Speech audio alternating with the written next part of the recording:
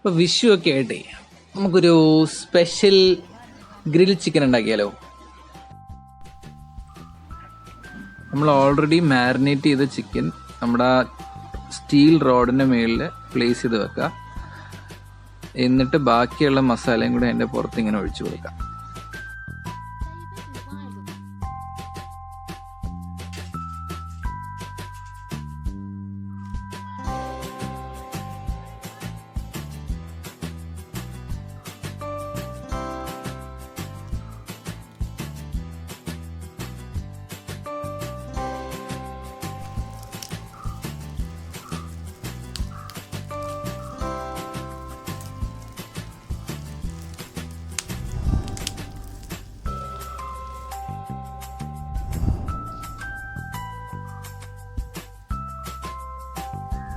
Almost getting ready.